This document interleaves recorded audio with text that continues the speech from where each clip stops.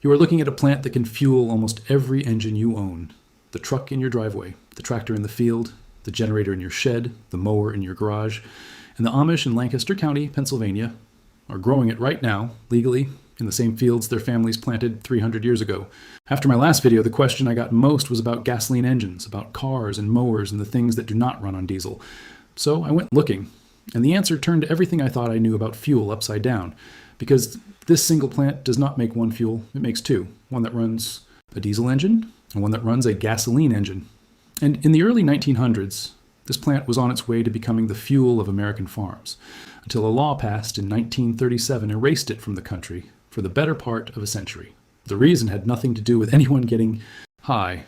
It had to do with money, and with a handful of men who had a great deal of it. I am going to tell you that whole story.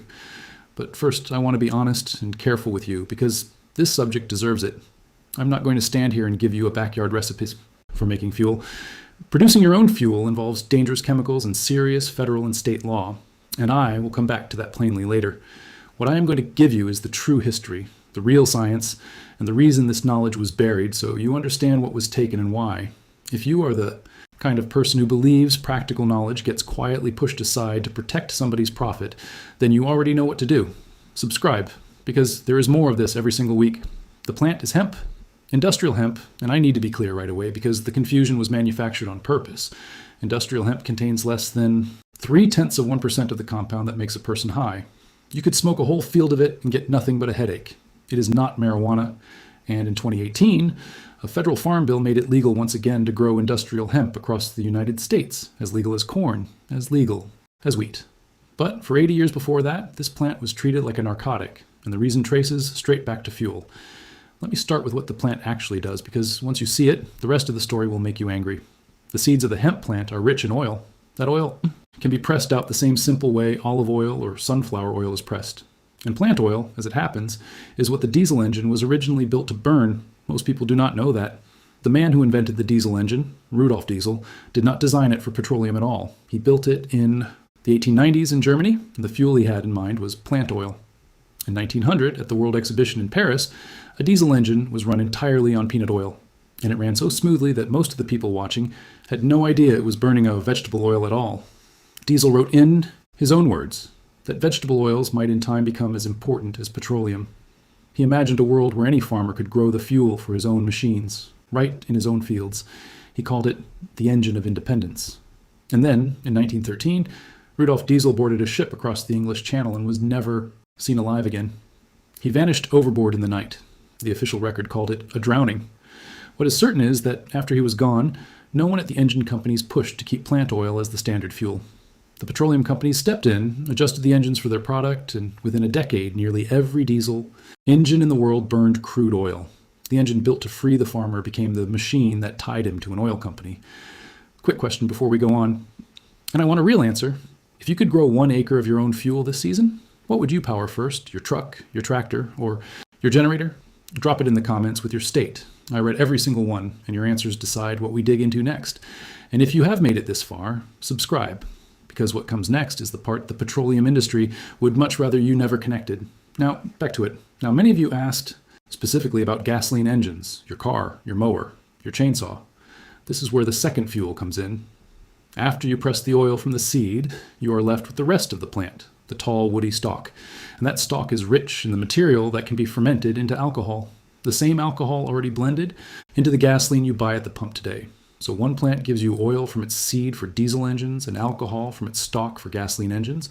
2 fuels, 2 kinds of engines, 1 harvest, almost nothing wasted. And it is where a name you already know enters the story. Henry Ford. Henry Ford understood this before almost anyone. His early Model T was built to run on gasoline, on ethanol made from plants, or on any mix of the two. In 1925, he told a reporter that the fuel of the future would come from fruit, from weeds, from sawdust, from almost any plant matter that could be fermented. He meant it. At his own facilities, he ran a plant that turned crops and plant waste into fuel and industrial materials, and he spent his own money chasing a future where farmers grew the raw material for industry instead of pumping it out of the ground. He even built a car body partly from plant material and showed reporters it could take a blow from an axe without denting. He was an old man swinging an axe at a car he believed would change the world. But by the time he did it, the door had already been quietly shut 4 years earlier. by a single law. In 1937, the Marijuana Tax Act was signed. Notice the spelling marijuana, a word most Americans had never heard. That was deliberate. If the law had called the plant hemp, every farmer in the country would have recognized it and objected. If it had called it cannabis, every doctor would have known it by using an E, unfamiliar word. The men behind the law severed the plant from its own long history in a single stroke. And there were men behind it, with reasons that had nothing to do with public health. One held a fortune in timber and paper mills, and hemp made cheaper paper. One held patents in new synthetic materials, and hemp fiber competed with them, and the petroleum fortunes had the most to lose of all because a plant that fueled engines threatened the entire business of selling crude. These men did not need to meet in a dark room. They had newspapers, they had connections in government, and within a few short years, a useful crop that had been grown in America since before the Revolution was effectively gone. The timing tells the story. In that very same stretch of years, a plant-based fuel was actually being sold at service stations across the Midwest, hundreds of them, an alcohol and gasoline blend made from farm crops. The petroleum industry fought it at every turn. The price was undercut. And within a few years, that whole network of farm fuel stations was gone. Same years, same losers, same winners. But one community never stopped. The Amish had grown hemp in Lancaster County since the early 1700s. So much of it that a township there is named Hempfield to this day, the name still on the road signs and the county maps. When the law of 1937 took the crop away, the Amish did what they always do. They adapted, they waited, and they kept the knowledge of what the plant could do, passed quietly from one generation to the next, while the rest of the country forgot it had ever existed. And when the law finally changed in 2018, Amish growers in Lancaster moved faster than almost anyone because they had never really let the knowledge go. The science is real, and it is modern. In 2010, researchers at the University of Connecticut tested hemp seed oil as a source of biodiesel and found it converted at a remarkably high rate, met the quality standards, and even performed well in cold weather. A professor on that project said that a farmer already growing hemp might be able to produce enough fuel from the seed alone to power an entire farm. One crop, feeding both kinds of engines from a single harvest. Now here is the part I promised. And this is where I have to be completely honest with you, because your safety and your freedom matter more than a good story. If you already own your home and you're wondering how to do this yourself, stay with me, because this next part is specifically for you, and part of it is a warning. Yes, a diesel engine can run on fuel made from plant oil, and yes, people legally make their own. But producing biodiesel involves methanol and lye, which are poisonous, caustic, and flammable, and getting it wrong can cause fires, severe burns, or worse, and making fuel alcohol at home is regulated by federal law. There is a real legal path. The federal government issues a permit for producing alcohol as fuel, and people do apply, get approved, and produce it legally on their own property. But you do not skip that step. And you do not learn this from a video.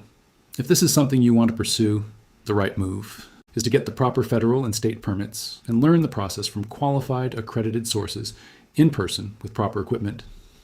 I'm not going to hand you a recipe because a recipe is exactly how someone gets hurt. What I can tell you is that the plant works, the science is sound, the law now allows it with the proper permits. And the only thing standing between you and growing your own fuel is the paperwork and the training. Not some secret the way it was for 80 years. Everything I have covered about the Amish and their self-reliance I've put together in one place in the description if you want it. But stay right here, because the ending is the part that matters. Because this was never really about a plant. It was about who gets to decide whether a farmer can grow his own power. Rudolf Diesel built an engine to free the farmer and died before he could deliver it. Henry Ford built a car to run on crops and watched a law bury the idea. Hundreds of farm fuel stations were driven out of business in a few short years, and through all 80 years of silence, the Amish kept growing what they could and kept the memory of the rest. You were never supposed to know any of this. You were supposed to keep driving to the station and never ask who decided it had to be that way. The Amish asked that question 300 years ago, and they answered it with a seed. The knowledge was never lost. You were just never given it, and now you have it. So tell me, if you could grow 1 acre of fuel this season, what would you power first, and what state are you in? Drop it in the comments. I read every single one. And if your family ever ran a tractor or a truck on something they made or grew themselves, I want to hear about it, because that independence and this plant are the very same idea, just under a different name. Hit subscribe, because next week I'm going to show you how the Amish bring clean water up out of the ground with no pump, no electricity, and no fuel of any kind, using a device older than the United States itself, one the authorities tried to rule out of compliance not long ago. They failed, And the reason they failed is a story you're going to want to hear.